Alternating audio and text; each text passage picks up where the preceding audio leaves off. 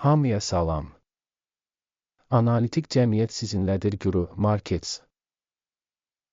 Şirkət haqqında ümumi məlumatla başlayaq. Biraz daha hər bir göstəricini biraz daha ətraflı nəzərdən keçirəcəyik. Lazım gələrsə videonu dayandıra bilərsiniz. Sözü gedən korporasiyanın bütün parametrlərini daha diqqətlə öyrənməyi təklif edirik. İndi biz şirkətin cari fundamental göstəricilərini müqayisə edəcəyik. Netflix, Inc, Ticker, NFL High. Bu icmal 9 aprel 2025-ci il tarixinə olan cari məlumatlara əsaslanır. Təsnifatına görə Guru Markets Korporasiya Netflix, Inc, alt kateqoriyaya aiddir. Kreation qiymətləndirmədə 28 şirkət iştirak edir. Bu çox təmsil edicidir. Bu videonun sonuna doğru son həlləri tapın. Şirkət üçün ümumi nəticə 10 baldan 1,5 bal. Alt kateqoriya üzrə orta qiymət 1,9 bal. Çox geniş baxsanız, bütövlükdə ABŞ fond bazarı daxilində. Siz görə bilərsiniz ki, ümumilikdə bütün fond bazarı üzrə orta xal 1,9 baldır. Şirkətin 1,5 balına qarşı Netflix, Inc. Şirkətin səhmlərinin qiymətinin dinamikasının müqayisəsi Netflix, Inc. və alt kateqoriyalı şirkətlər. Son 12 ayda şirkətin səhmlərinin olduğunu görürük. Netflix, Inc. %36,8 dəyişiklik göstərdi.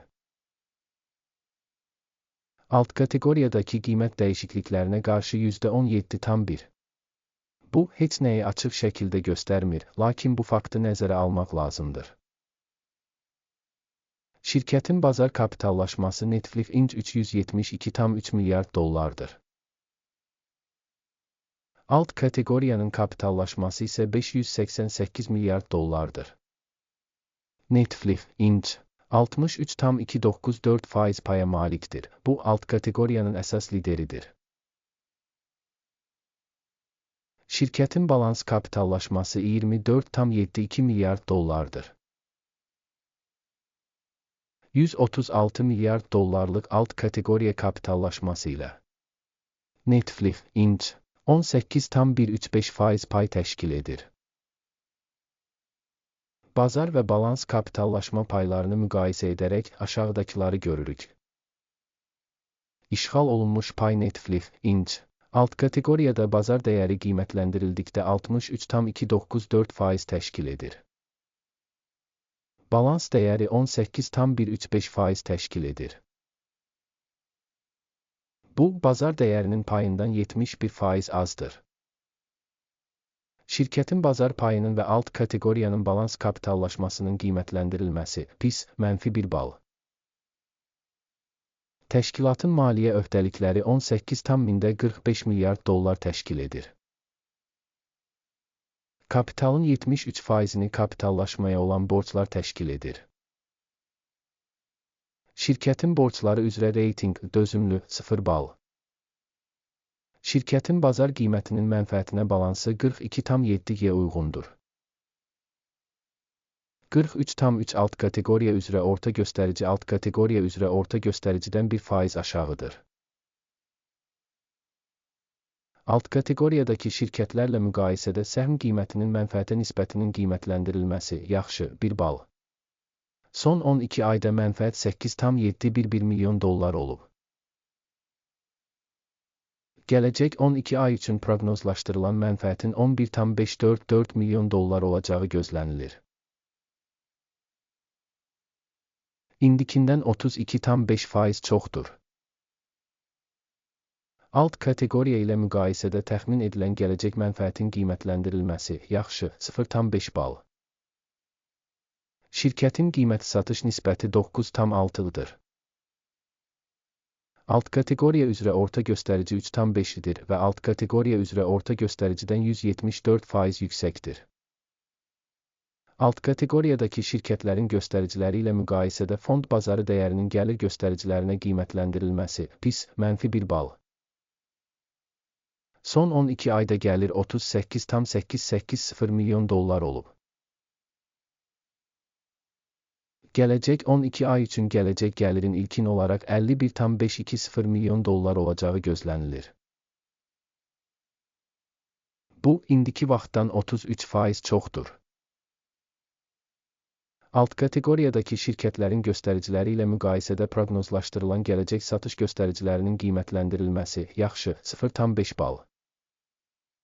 Marja 22,4%, alt kateqoriya üzrə orta hesabla 8%dir. Alt kateqoriya üzrə orta göstərici ilə şirkətin göstəriciləri arasında fərq 14,4% təşkil edir. Alt kateqoriyadakı şirkətlərin göstəriciləri ilə müqayisədə satış gəlirliliyinin qiymətləndirilməsi yaxşı 0,5 bal. Alt kateqoriyada işçilərin sayı baxımından şirkətin payı 3,936% təşkil edir. Bu da bazar kapitallaşmasının payından 1508% azdır. Və bu, şirkətin bazar qiymətində balanssızlığı əks etdirir. Netflix Inc. yəqin ki, yenidən qiymətləndirməyə doğru. Şirkət işçisinə düşən bazar kapitalının məbləği 26,594 min dollara bərabərdir. Alt kateqoriyada isə 1654 min dollar var. Alt kateqoriya üzrə orta göstərici ilə şirkətin göstəriciləri arasındakı fərq 1507,9% təşkil edir. Alt kateqoriyadakı şirkətlərin göstəriciləri ilə müqayisədə bir işçiyə düşən bazar kapitalının həcminin qiymətləndirilməsi dözümlü 0 bal. Şirkətin bir işçiyə düşən mənfəəti 622,3 min dollardır. Alt kateqoriyada orta qiymət 38,2 min dollardır. Alt kateqoriya üzrə orta göstərici ilə şirkətin göstəriciləri arasında fərq 1531% təşkil edir. Alt kateqoriyadakı şirkətlərin göstəriciləri ilə müqayisədə fərdi işçiyə düşən mənfəətin qiymətləndirilməsi yaxşı 0,5 bal. Şirkətin hər bir işçisinə düşən satışın payı 2,777 min dollar təşkil edir. Alt kateqoriyaya görə 476 min dollar. Alt kateqoriya üzrə orta göstərici ilə şirkətin performansı arasındakı fərq 483%dir. Alt kateqoriyadakı şirkətlərin göstəriciləri ilə müqayisədə şirkət işçisinə düşən satışın qiymətləndirilməsi yaxşı 0,5 bal. Qısa müddətli əməliyyatların həcmi 1,9%, alt kateqoriya üzrə orta hesabla 2,1% təşkil edib. Bu mümkün qısa sıxılmanın qiymətləndirilməsidir. Göstərici rəası 14 şirkət üçün %38 səviyyəsini göstərir. Netflix Inc. Alt kateqoriya üçün bu səviyyə 31%dir. Orta hesabla alt kateqoriyanın qiymətli kağızları şirkətin qiymətlərindən aşağı qiymətləndirilir. Netflix Inc. Şirkətin səhmlərinin faktiki qiyməti təxminən 870 dollardır. Şirkətin səhm qiyməti üçün konsensus təxmini təxminən 1,86-dır. Faktiki təxminlə konsensus proqnozu arasındakı fərq təxminən 25%dir. Sifariş cədvəlinə baxaq, o sizin üçün əlçatandır, ona keçid bağlanmış şərhdədir. Sifariş cədvəli bu mövsüm məlumat və arayış sistemi tərəfindən açıq şəkildə qəbul edilən bütün qərarları ehtiva edir. Guru Markets. Sifariş cədvəlinə giriş pulsuz və açıqdır. Link bağlanmış şərhdə. Şirkətin qiymətli kağızlarının qiymətləndirilməsi nəticəsində Netflix Inc. Məlumat və arayış qiymətləndirmə sistemi Guru Markets qərar qəbul edilib. Sifariş açmayın, çünki bu video baxışdır.